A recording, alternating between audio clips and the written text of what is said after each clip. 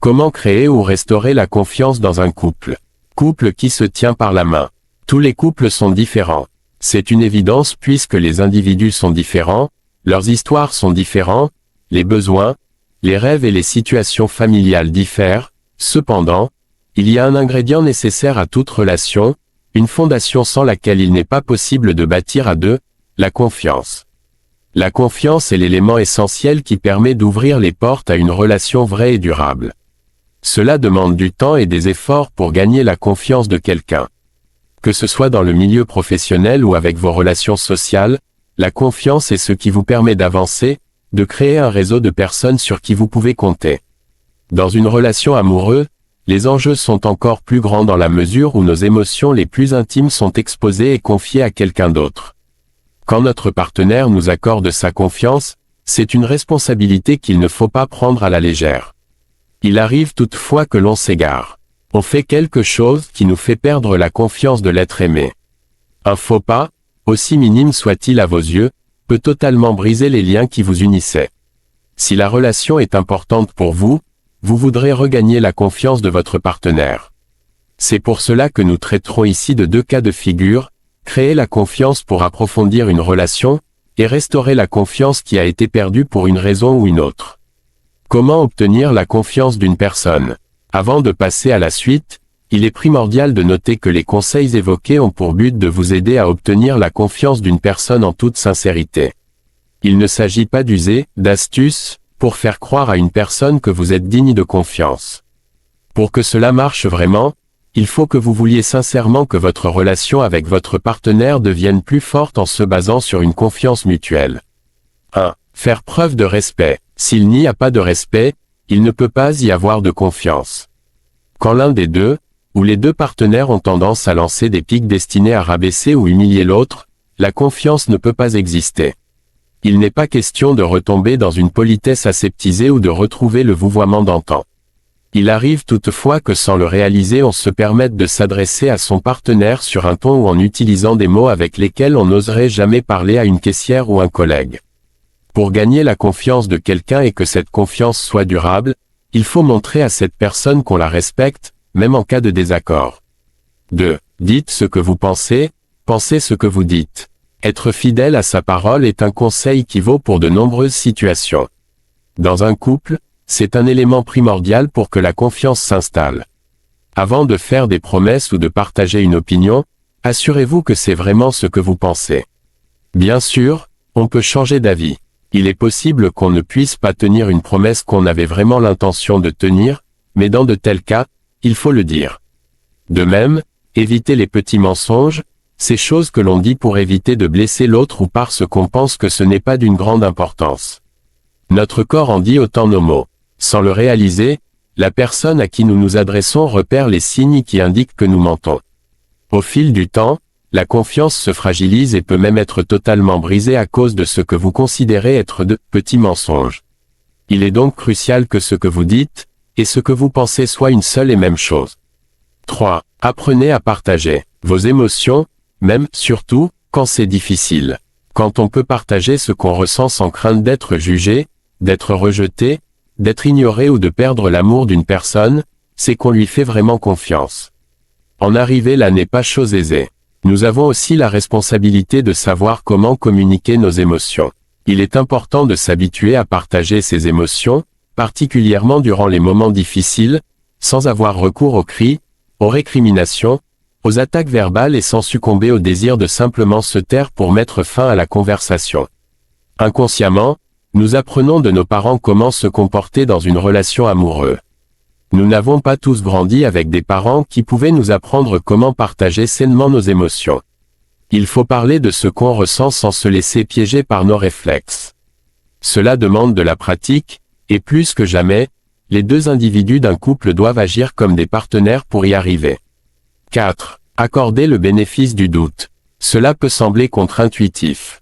Si je ne fais pas confiance à quelqu'un, pourquoi devrais-je lui accorder le bénéfice du doute? N'oubliez pas que le but est que vous développiez une confiance mutuelle. Quand vous accordez le bénéfice du doute à votre partenaire, elle sera encouragée, à se montrer digne de cette confiance. De plus, C'est une première étape pour accorder totalement sa confiance à une personne. Vous donnez l'occasion à l'autre personne d'être digne de votre confiance et vous montrez que vous voulez que votre relation soit basée sur la confiance. De plus, si vous accordez le bénéfice du doute à votre partenaire, vous l'incitez à en faire de même à votre encontre. Vous aurez ainsi vous aussi l'occasion de lui prouver elle peut vous faire confiance. Cela ne peut qu'aider votre relation à s'approfondir. 5. Montrez vos vulnérabilités, petit à petit.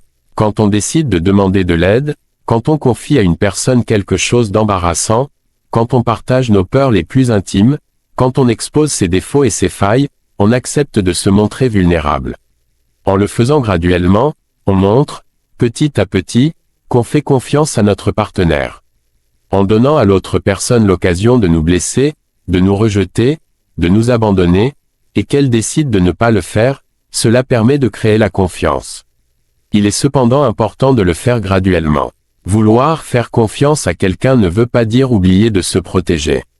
Si cette personne ne mérite pas votre confiance, vous pourrez toujours faire marche arrière sans être trop blessé. 6. Être sur la défensive ou être agressif. Dans de telles situations, tous les partenaires trahis ne se mettent pas en colère, certains se renferment ou ne partagent que leurs déceptions et leurs souffrances.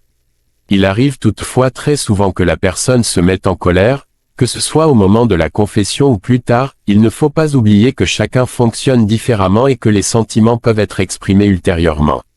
C'est une réaction tout à fait humaine de vouloir se défendre quand on se sent attaqué. Et les personnes qui ont commis une faute veulent souvent répliquer à la colère de leur partenaire en se mettant sur la défensive ou en passant carrément à l'offensive. C'est une réaction humaine, mais que vous devez absolument combattre. Vous devez éviter les « oui, mais » ou tenter de justifier vos actions, ou pointer du doigt les fautes de votre partenaire. Cela peut aller contre votre instinct, mais si vous voulez que la confiance puisse revenir, il est important de ne pas succomber au désir de vous défendre quand votre conjoint se met en colère. 7. Pensez qu'être honnête suffit à rétablir la confiance.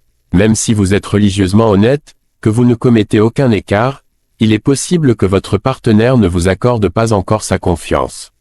C'est particulièrement le cas quand les mensonges ont duré des mois ou des années. Vous savez que vous êtes complètement transparent et que vous ne cachez plus rien, votre partenaire ne le sait pas encore. C'est seulement avec le temps et des efforts sur la durée que votre conjoint finira par accepter que vous soyez honnête et pourra recommencer à vous accorder sa confiance. En attendant, vous ne devez pas vous montrer impatient afin de récolter le fruit de vos efforts. La personne trahie pourrait même ressentir une certaine pression, se sentir forcé de pardonner, de faire de nouveau confiance. Votre conjoint vit lui, elle aussi une situation difficile et voudrait tourner la page, mais ce ne seront pas des bases solides si lui ou elle n'était pas prêt, à vous redonner sa confiance. La vraie confiance, celle qui solidifie les relations, ne s'accorde pas sous la contrainte. Et si j'ai évité toutes ces embûches, mais que ma partenaire ne me fait toujours pas confiance. Si c'est le cas, c'est le moment de vous montrer proactif. Par exemple, si vous lui avez été infidèle, proposez-lui d'installer un tracker sur votre mobile, donnez-lui le mot de passe de tous vos comptes sociaux, vous avez commis une ingérence dans les finances du couple, faites un compte pour lequel sa signature est obligatoire pour les gros retraits, remettez-lui votre carte de crédit, proposez de vous-même des solutions pour apaiser ses craintes. Non seulement cela montrera votre bonne volonté, cela lui donnera d'autres moyens de tester votre honnêteté et votre engagement à regagner sa confiance, mais cela vous donnera aussi l'occasion de faire autre chose que d'attendre. Comme nous l'avons vu, l'honnêteté est primordiale, la patience et de miser et accepter les réactions de votre partenaire est nécessaire. Il n'est toutefois pas question de rétribution ou de revanche. Il peut malheureusement arriver que vous fassiez absolument tout ce qu'il faut pour regagner la confiance d'une personne, mais que celle-ci ne veuille pas de nouveau vous faire confiance. La colère de votre partenaire est justifiée, ses sentiments de trahison et de déception le sont tout autant, néanmoins votre conjoint doit lui aussi se montrer digne de votre confiance. Si les efforts ne viennent pas de la part des deux personnes impliquées, la confiance n'a aucune chance de revenir.